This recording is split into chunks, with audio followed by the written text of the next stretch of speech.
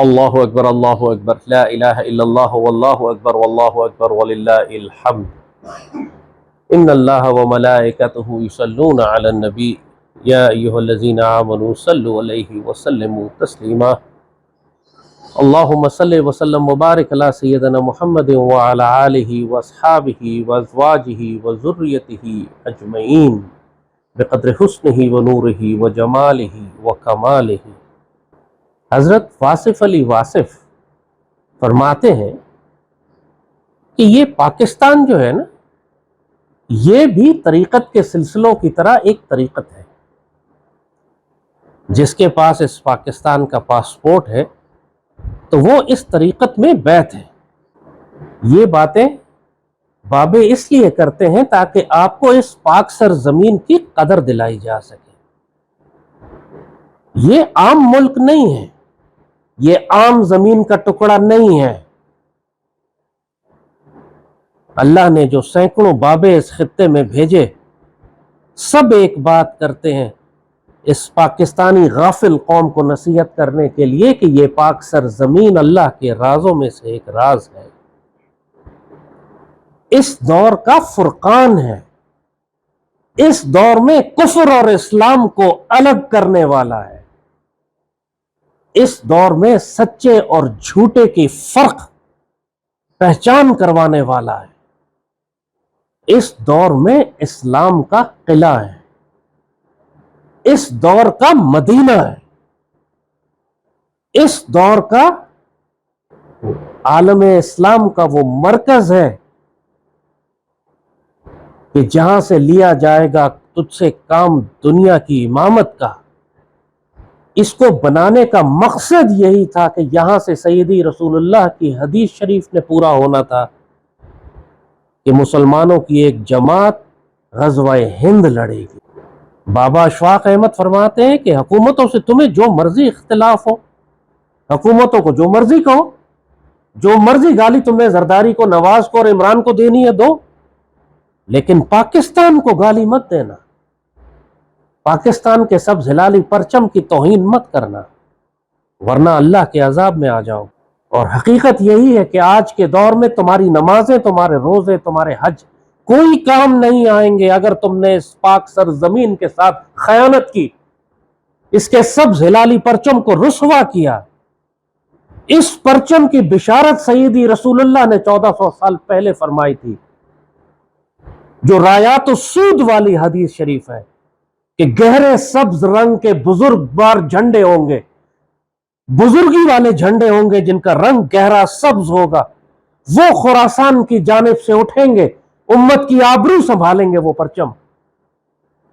لوگوں نے رایات السود کا ترجمہ سیاہ رنگ کے جھنڈے کر دیا، اسی لیے خوارج نے، چاہے وہ داعش والے خوارج ہو یا دوسرے، انہوں نے تمام میں ترجمہ کیا اس کا کہ جیسے یہ کالے جھنڈے ہیں، اسی لیے خوارج نے اپنے پرچم کالے کر لیے، زبردستی اپنے آپ کو یہ ثابت کرنے کے لیے کہ وہ سیدی رسول اللہ کی حدیث شریف کے مطابق وہ بزرگی والی فوج ہے جو نکلے گی اس علاقے سے، جس کی صفوں میں امام مہدی ہوں گے، جو غزوہ ہند لڑے گی اور جو پھر بیت المقدس کو آزاد کرائے گی اور دجال کو قتل کرے گی۔ وہ فوج جو پلٹے گی غزوہ ہند کے بعد، وہ شام پہنچے گی اور وہاں حضرت عیسیٰ سے ملے گی، اور پھر یہ فوجیں مل کر اسرائیل کے فتنے کا خاتمہ کریں گے۔ یہ تمام بشارتیں اللہ نے پاکستان کے لیے دی ہیں۔ اگر تمہاری محدود عقل میں یہ بات نہیں آتی تو کم از کم خاموش رہو، کم از کم اس پاک سرزمین اور اس کے سبز ہلالی پرچم کی توہین مت کرو کہ جیسے سیدی کی اتنی بڑی گستاخی کر بیٹھو کہ قرآن کہتا ہے کہ تم سیدی کی گستاخی اگر کر بیٹھو تو ایسا نہ ہو کہ تمہارے اعمال ضائع ہو جائیں اور تم کو خبر بھی نہ ہو۔ یہ پاکستان سیدی نے تحفے میں دیا ہے ہمیں۔ قائد اعظم خود فرماتے ہیں کہ لندن میں تھے تو سیدی رسول اللہ تشریف لائے، مشاہدے میں کمرے میں تشریف لائے، حکم دیا کہ ہندوستان جاؤ، تم سے میں نے کام لینا ہے، اور میں اگر ہندوستان آیا ہوں تو سیدی رسول اللہ کے حکم پر آیا ہوں۔ علامہ شبیر احمد عثمانی فرماتے ہیں کہ جب سارا دیوبند قائد اعظم کے خلاف تھا تو علامہ شبیر احمد عثمانی فرماتے ہیں کہ مجھے سیدی رسول اللہ تشریف لائے، قائد اعظم کی جانب اشارہ کیا اور فرمایا یہ میرا سپاہی ہے، اس کی مخالفت مت کرنا۔ خان افق اللہ کا پوتا کہتا ہے کہ ہم فیصلہ نہیں کر پا رہے تھے کہ پاکستان کے ساتھ شامل ہوں یا آزادی کا اعلان کر دے، تو سیدی رسول اللہ تشریف لائے خان آف قلات کے خواب میں، اس کو حکم دیا کہ پاک سرزمین بن رہی ہے، بلوچستان کو فوراً پاکستان کے ساتھ شامل کرو۔ یہ بات اس نے ٹیلی ویژن پر آ کر کہی۔ کہتا ہے ہم نے صرف سیدی رسول اللہ کے حکم پر پاکستان میں شمولیت اختیار کی۔ کیا تم لوگوں کو پھر بھی سمجھ نہیں آتا کہ اس پاکستان کی کیا حیثیت اور کیا مقام ہے روحانی دنیا میں؟ اور اگر تم اس پاک سرزمین کی ڈیوٹی سے خیانت کرو گے، تم جانتے نہیں ہو کہ سیدی رسول اللہ کے حکم کی تعمیل نہ کرنے کا نقصان کتنا ہے؟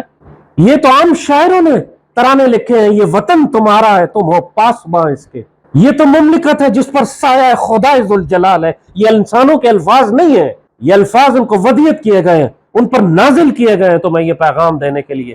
وہ غزوہ احد کے 50 تیر انداز یاد کرو جب انہوں نے سیدی رسول اللہ کے حکم کی تعمیل نہیں فرمائی، کیا نقصان ہوا امت کو اس کے بعد، کتنا بھاری نقصان ہوا اپنی ڈیوٹی کی جگہ چھوڑنے پہ۔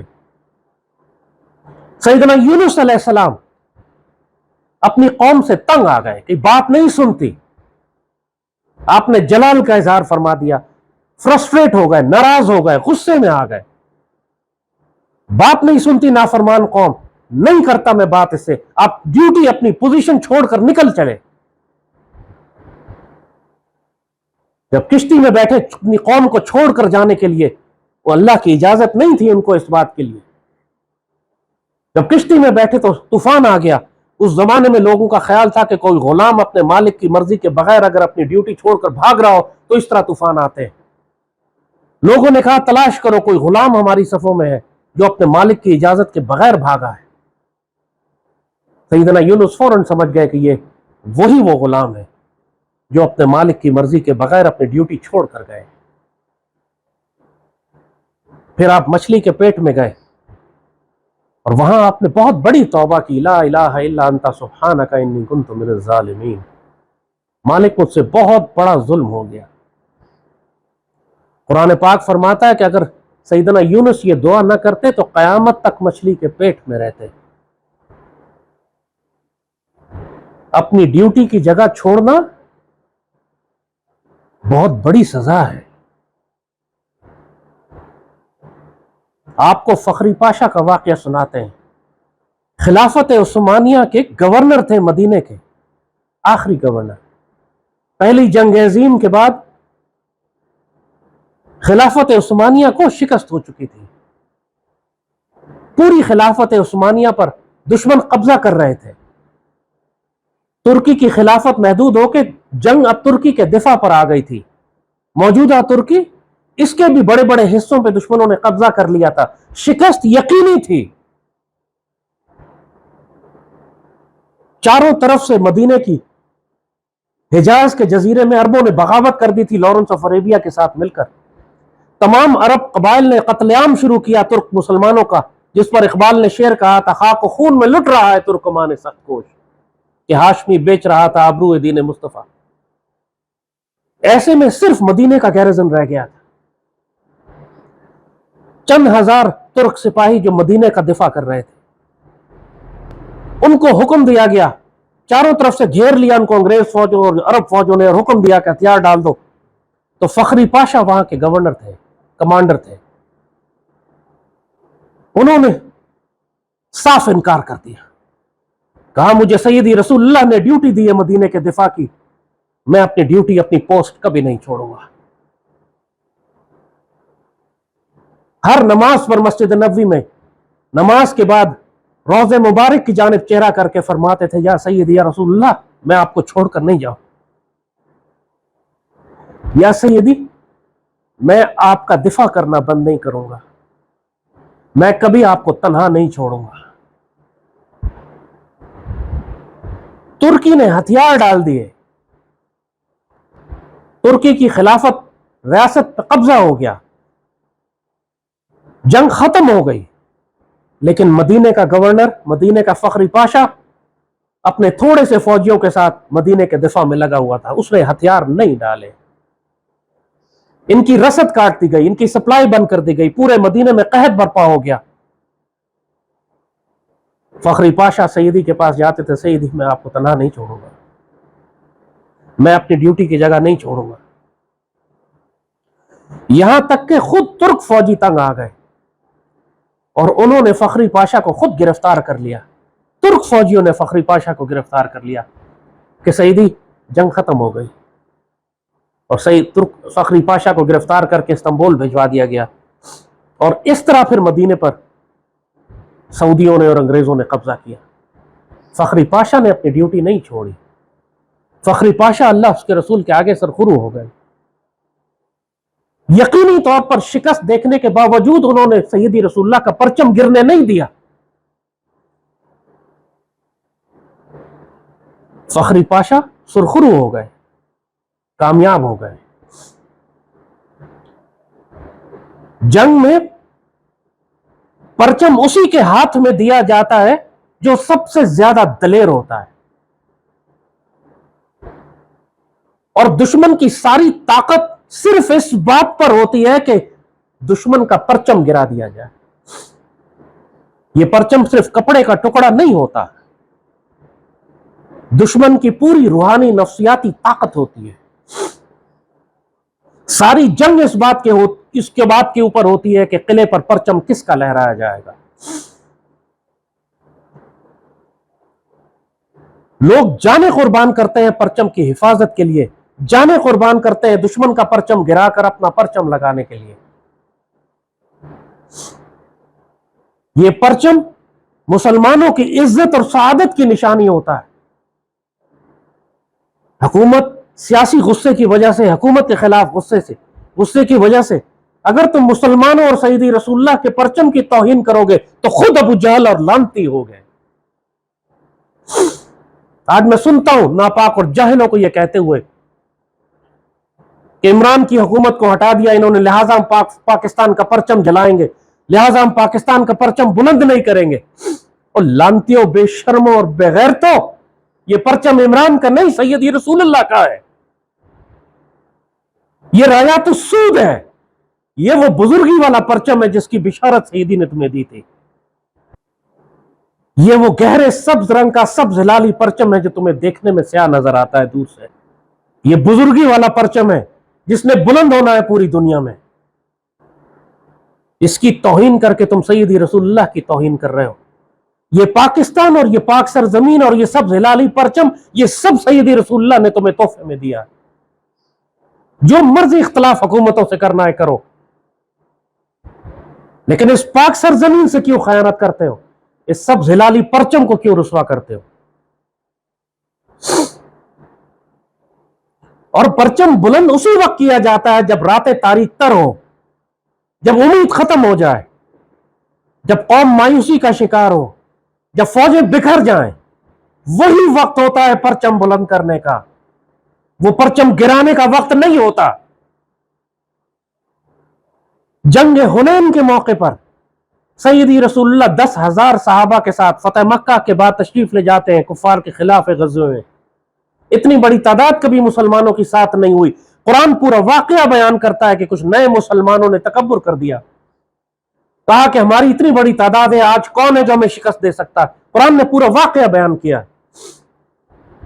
بڑے بڑے صحابی اس غزوے میں سیدی کے ساتھ شامل ہیں، لیکن اللہ نے قوم کو تنبیہ و نصیحت فرمانی تھی. جب غار کے پہاڑوں کے درے میں پہنچے تو چاروں طرف سے دشمنوں نے تیروں کی ایسی بارش کی کہ پورا مسلمان لشکر بکھر گیا. سیدی رسول اللہ اپنے پرچم کے ساتھ چند صحابہ کے ساتھ بیچ میں کھڑے رہ گئے اور چاروں طرف سے تیروں کی بارش آ رہی تھی. پوری مسلمان فوج بکھر گئی، حتیٰ کہ خالد بن ولید جیسے شاہ سوار بھی پیچھے ہٹ گئے. ایسے موقع پر سیدی رسول اللہ نے اپنا پرچم بلند کیا اور بلند آواز سے آپ پکارنے لگے کہ میں نبی ہوں، اس میں کوئی شک کی بات نہیں. مسلمانوں کو پکارا کہ میری طرف سمٹ کر آؤ. جب مسلمانوں نے دیکھا کہ سیدی کا پرچم تو لہرا رہا ہے، تمام مسلمان جو بکھر گئے تھے بجلی کی سی تیزی سے واپس پلٹے اور سیدی کے گرد انہوں نے گھیرا ڈالنا شروع کر دیا. اور دیکھتے ہی دیکھتے جنگ کا پانسا پلٹ گیا. سارے مسلمان سیدی کے گرد جمع ہوئے، ری آرگنائز ہوئے، کاؤنٹر اٹیک کیا، اور سیدی کا پرچم لے کر بیچ میں کھڑے تھے مضبوطی سے. اور فرما رہے تھے کہ میں اللہ کا رسول ہوں، اس میں کوئی شک کی بات نہیں، اور مسلمانوں کو پکارتے تھے کہ میری جانب آؤ۔ اگر آج تم کو پاکستان میں مایوسی نظر آتی ہے، آج تم مایوس ہو، آج تمہیں خطرات زیادہ لگتے ہیں، آج تمہیں لگتا ہے کہ نظریہ پاکستان پر عمل نہیں ہوا، آج تمہیں لگتا ہے کہ پاکستان میں ظلم ہو رہا ہے، یہی وقت ہے پرچم بلند کرنے کا، یہی وقت ہے قوم کو حوصلہ دینے کا، یہی وقت ہے قوم کو عہد کی تجدید کروانے کا، یہی وقت ہے قوم کو بتانے کا کہ تم نے تعمیر پاکستان کی تھی، ابھی تکمیل پاکستان باقی ہے۔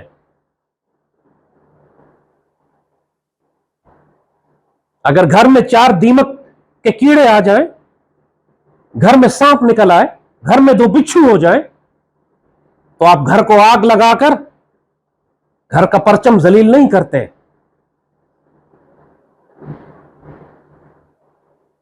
یہ سزا تو اس پوری پاکستانی قوم کو لگے گی، اس وعدہ خلافی کی کہ جو انہوں نے اللہ سے کی۔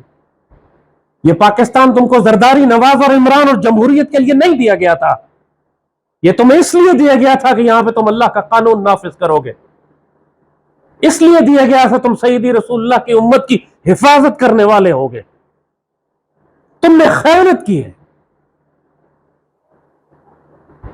لیکن آج بھی تمہاری اس جماعت میں ایسے سرفروش اور جانباز بیٹھے ہوئے ہیں جو سیدی کے اس پرچم کو گرنے نہیں دیتے۔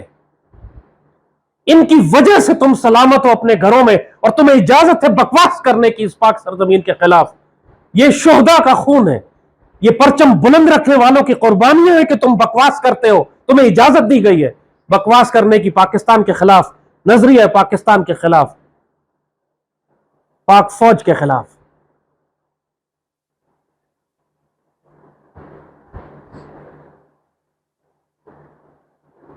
بار بار تمہیں نصیحت کر رہے ہیں، اس پاک سرزمین سے خیانت مت کرنا، دنیا اور آخرت میں ذلیل و خوار کر دیے جاؤ گے۔ اس پرچم کی توہین نہ کرنا، اللہ تم کو جہنم کے کتوں میں شامل کرے گا پھر، کیونکہ اس پاک سرزمین اور اس سب ظلالی پرچم کی توہین یا مشرک کرتے ہیں، یہود کرتے ہیں، حنوت کرتے ہیں، یا خوارج کرتے ہیں۔ اور جو اللہ اس کے رسول صلی اللہ علیہ وآلہ وسلم کا رازدار ہے، آپ سے پیار کرنے والا ہے، وہ اس پاک سرزمین اور سب ہلالی پرچم کی عزت کرے گا، ہمیشہ اپنی جان سے بڑھ کر کرے گا، کیونکہ یہ جانتا ہے اس راز کو کہ یہ سیدی رسول اللہ کا تحفہ ہے، تمہیں ڈیوٹی پہ بھیجا گیا ہے، یہاں تم پاسبان ہو اس کے، فخری پاشا کی طرح اتنی غیرت دکھاؤ کہ تمہاری جان چلی جائے، تمہارے مال چلا جائے، تمہارا عہدہ چلا جائے، لیکن تم سیدی رسول اللہ کو تنہا چھوڑ کر نہ جاؤ۔ اتنی غیرت تو رکھو اپنے اندر، اگر اتنی غیرت بھی نہیں ہے پھر دفع ہو جاؤ، اللہ کو کوئی حاجت نہیں ہے تمہاری، اللہ کو کوئی ضرورت نہیں ہے تمہاری، تم مرو یا تم جیو، تم زمین کے پیٹ پہ ہو یا زمین کی پیٹھ پر، کوئی فرق نہیں پڑتا، اللہ تو اپنا کام لے کر رہے گا۔ اس کے سرفروش اور جانباز بندے ڈیوٹی کریں گے، وہ کبھی ختم نہیں ہوں گے، تمہارے ہونے یا نہ ہونے سے کوئی فرق نہیں پڑے گا، اللہ کے بندے ہمیشہ رہیں گے اور ہمیشہ رہے ہیں، جس کی وجہ سے آج یہ اسلام زندہ اور قائم ہے، چاہے اکثریت گمراہ کیوں نہ ہو جائے۔ ہم اپنا فیصلہ کر چکے ہیں، ہمارے مرشد سیدی رسول اللہ ہے، ہماری طریقت پاکستان ہے اور اسلام ہے، اور ہم اس طریقت میں بیعت ہو چکے ہیں۔ اب چاہے کوئی کتنا ہی زور کیوں نہ لگا لے، منافقوں اور کافروں کو کوئی کتنا برا ہی کیوں نہ لگے، نہ انشاءاللہ ہم اس پرچم کو گرنے دیں گے، نہ اس مدینہ ثانی کو تمہیں نقصان پہنچانے دیں گے۔ ہمارا جینا، ہمارا مرنا، سب کچھ اللہ اس کے رسول کے لیے، اس پاک سرزمین کے دفاع میں، سیدی رسول اللہ کی امت کے دفاع میں گزرے گا۔ یہ ہماری بیعت ہے، یہ ہمارا عہد ہے، اور ہم اللہ سے امید رکھتے ہیں کہ ہمیں غزوہ ہند کے سپاہیوں میں شامل فرمائے گا، جو اس پاک سرزمین کا سب ہلالی پرچم، مشرکوں کا پرچم اتار کے انشاءاللہ دہلی کے قلعے پر نافذ کریں گے، وہاں لہرائیں گے، اور پھر یہ پرچم پلٹے گا اور بیت المقدس شریف جا کے مسجد اقصیٰ کو یہودیوں سے آزاد کرائے گا۔ ہم اللہ سے دعا کرتے ہیں کہ ہمیں اس جماعت میں شامل فرما۔ اللہم ارزقنا غزوۃ الہند و فتح دہلی، اللہم ارزقنا غزوۃ الشام و فتح القدس، اللہم اجعلنا ممن نصر دین سیدنا محمد صلی اللہ علیہ وسلم۔ آمین یا رب العالمین. صلی اللہ تعالی علی خیر خلقہ نور عرشہ زینت فرشہ سیدنا محمد وعلی آلہ واصحابہ وازواجہ وذریتہ اجمعین. آمین یا رب العالمین. اللہ اکبر لا الہ الا اللہ واللہ اکبر وللہ الحمد. ان الصلاۃ ونسکی ومحیائی ومماتی للہ رب العالمین. ربنا لا تؤاخذنا ان نسینا واخطأنا ربنا ولا تحمل علينا إصرا كما حملته على الذين من قبلنا ربنا ولا تحملنا ما لا طاقة لنا به واعف عنا واغفر لنا وارحمنا أنت مولانا فانصرنا على القوم الكافرين. رب اجعلني مقيم الصلاة ومن ذريتي ربنا وتقبل دعاء ربنا اغفر لي ولوالدي وللمؤمنين يوم يقوم الحساب. ربنا هب لنا من أزواجنا وذريتنا قرة أعين واجعلنا للمتقين إماما. علیک توکلنا ربی لا الہ الا انت نستغفرک ونتوب الیک. اللہم استر عوراتنا نحن مغلوبا فانصرنا فانتصر. علیک توکلنا نستغفرک ونتوب الیک. اخرجنا مخرج صدق وادخلنا مدخل صدق واجعل لنا من لدنک سلطانا نصیرا. وجاء الحق وزهق الباطل ان الباطل كان زهوقا. یا ذو الجلال والاکرام یا عزیز یا قہار یا جبار یا ذو الانتقام. اللهم دمر ديار الكفار والمنافقين والمشركين والحنود واليهود والخوارج. اللهم اجعلنا ممن نصر دين سيدنا محمد صلى الله عليه وسلم. اللهم ارزقنا غزوة الهند وفتح الديلي. اللهم ارزقنا غزوة الشام وفتح القدس. عليك توكلنا ربي لا إله إلا أنت نستغفرك ونتوب إليك. ارزقنا خلافة لها منهاج النبوة وحياة الطيبة ورزق الكريم وحسن الخاتمة وموت الشهادة. اللهم اجعلنا من نبيين وصديقين وشهداء والصالحين. اللهم اجعلنا من المقربين. عليك توكلنا لا إله إلا أنت نستغفرك ونتوب إليك. تقبل منا يا ربي تقبل منا يا ربي تقبل منا يا ربي. صلى الله تعالى على خير خلقه نور عرشه زينة فرشه سيدنا محمد وعلى آله وصحبه وسلم. آمين يا رب العالمين.